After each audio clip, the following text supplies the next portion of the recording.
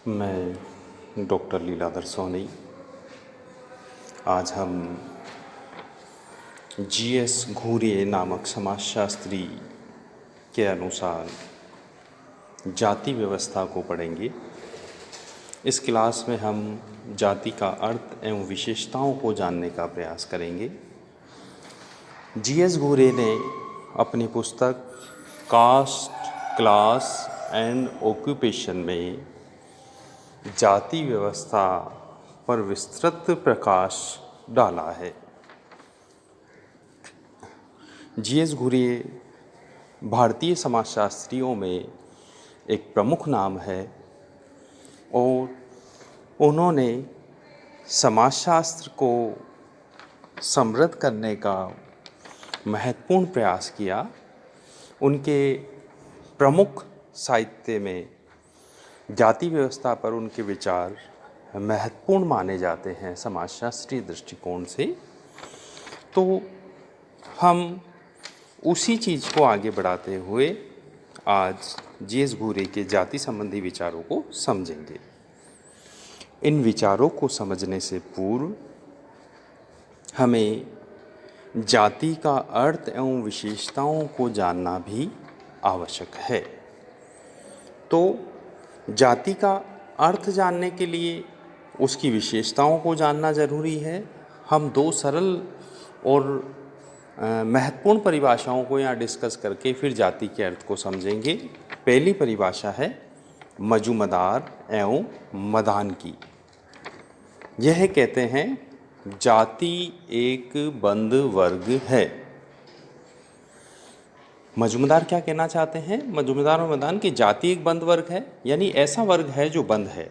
देखिए, जितना हम वर्ग को समझते हैं, वर्ग खुला होता है। वर्ग को छोड़कर दूसरे वर्ग में जाना, यदि व्यक्ति की ज़्यादा योग्य हो जाता है तो दूसरे वर्ग में जा सकता है। अगर उसकी क्षमताएं और योग्यताएं कम होती है तो निम्न वर्ग में भी आ जाता है। तो ऐसी स्थिति में जाति व्यवस्था घूरी मतलब मजूमदार एवं मदान ये कहते हैं कि जाति एक बंद वर्ग है, यानी ऐसा वर्ग है जो खुला नहीं है, जो बंद है, जिसे बदला नहीं जा सकता। इसी प्रकार केतकर ने जाति व्यवस्था को परिभाषित करते हुए कहा है कि जाति एक सामाजिक समूह है जिसकी दो विशेषताएं हैं। सदस्यता केवल उन व्यक्तियों तक सीमित है जिन्होंने उसी जाति में जन्म लिया हो और इस प्रकार से जन्मे व्यक्ति ही इसमें सम्मिलित होते हैं। दूसरी विशेषता है सदस्य एक कठोर सामाजिक नियम द्वारा अपने समूह के बाहर विवाह करने से रोक दिए जाते हैं। तो केतकर ने अपनी परिभाषा को दो विशेषताओं के आधार पर रखा है। वो कहते हैं, अगर हम उनको समझना चाहें कि जाति की पहली विशेषता तो यह है कि उसकी सदस्यता जन्म पर आधारित है, जो जन्म लेता उसी को मिलती है। दूसरी विशेषता वो ही कहते हैं कि सदस्य कठोर सामाजिक नियम के द्वारा जाति व्यवस्था के बाहर विवाह करने से रोक दिए जाते हैं। तो इस प्रकार केतकर ये कहते हैं कि ये एक अंतर्विवाही समूह है जिसकी सदस्यता जन्म पर आधारित है। तो इन दोनों ही परिभाषाओं को समझने के बाद अपने शब्दों में हम जाति व्यवस्था के अर्थ को रखने का प्रयास करेंगे। हम जाति को, उसके अर्थ को अपने शब्दों में हम ये कह सकते हैं कि जाति एक ऐसा अंतर्विवाही समूह है, यानी इन ग्रुप मैरिज, जिसकी सदस्यता जन्म से प्राप्त होती है तथा जो कठोर सामाजिक और सांस्कृतिक प्रतिबंधों से बंधा होता है और जिसकी सदस्यता को बदला जाना संभव नहीं है। यानी एक ऐसा समूह जो जन्म पर आधारित जिसकी सदस्यता हो, जिसको हम बदल नहीं सकते हो, जो अंतर्विवाही हो, जिसमें कठोर सामाजिक, सांस्कृतिक और धार्मिक प्रतिबंध अनेकों क्षेत्रों में पाए जाते हों जीवन के, जैसे विवाह संबंधी, खान पान संबंधी। तो ऐसे समूह को हम जाति कह सकते हैं। तो प्रिय विद्यार्थियों, अब जाति की अर्थ और विशेषताओं को समझने के बाद हम जीएस घूरे ने जो जाति की 6 प्रमुख विशेषताएं बताई है उसको हम समझेंगे। कई बार प्रश्न पूछा जाता है कि घूरे के अनुसार जाति की विशेषताओं को स्पष्ट करें। तो उन्हीं 6 विशेषताओं को आज हम समझने का प्रयास करेंगे, जिसमें सबसे पहली विशेषता है समाज का खंडात्मक विभाजन। देखिए, घुरिये पहली विशेषता जाति की जो बताते हैं कि जाति समाज का खंडात्मक विभाजन करती है, यानी जाति समाज को खंडों में, सेगमेंट में बांट देती है। अलग अलग जातियाँ एक अलग अलग समाज का खंड के रूप में हैं, जिनकी अपनी अलग पहचान है, जिनकी अपनी एक नियम और कायदे हैं। तो इस प्रकार से जाति समाज का खंडात्मक विभाजन करती है। इसी प्रकार घुरिये जाति की जो दूसरी विशेषता बताते हैं वह है संस्तरण, स्तरीकरण या हायरार्की। हायरार्की, संस्तरण या स्तरीकरण का मतलब है ऊंच नीच के आधार पर विभाजन, यानी सभी जातियां समान न होकर जातियों में ऊंचे नीचे का एक क्रम पाया जाता है। कुछ जातियां उच्च स्थान पर होती है, कुछ जातियां मध्य स्थान पर होती है और कुछ जातियों को निम्न माना जाता है।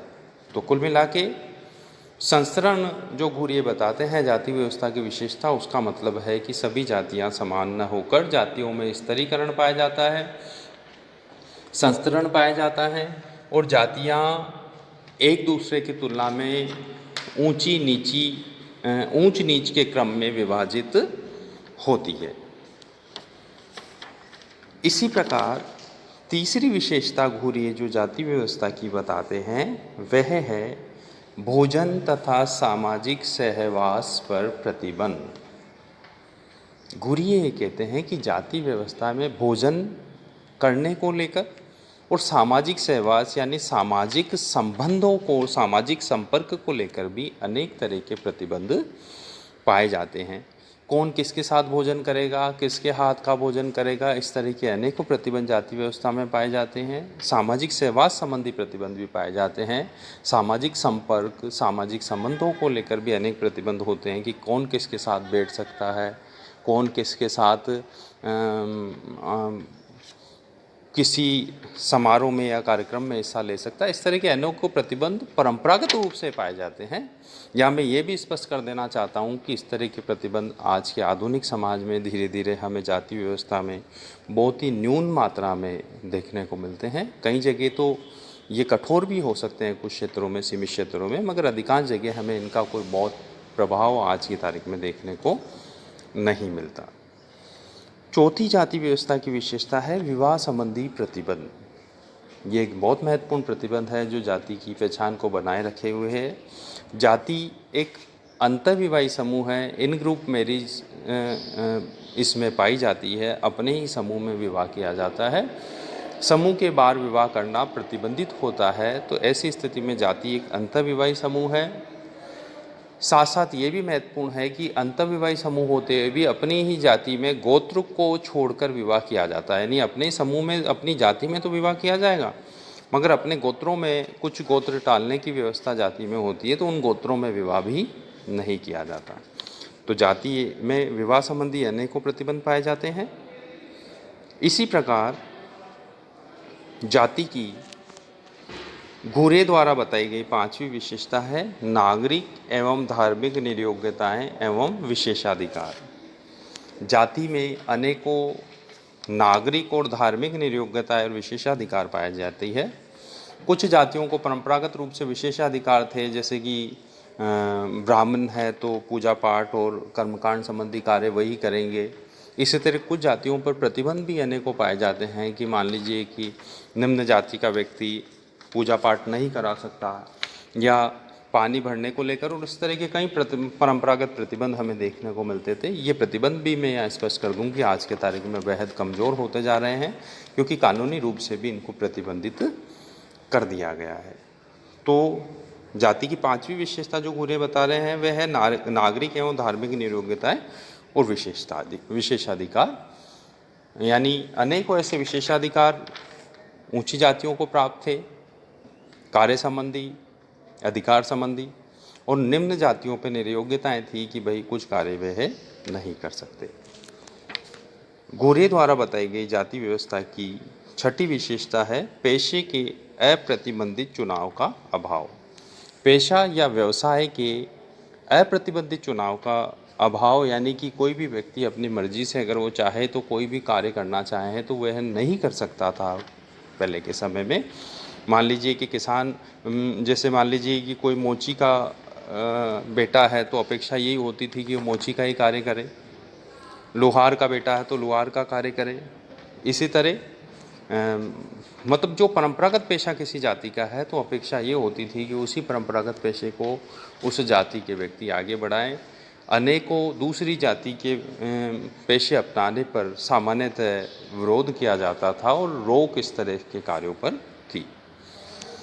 तो प्रिय विद्यार्थियों, आज हमने जीएस घुरे के अनुसार जाति व्यवस्था की विशेषता को समझने का प्रयास किया।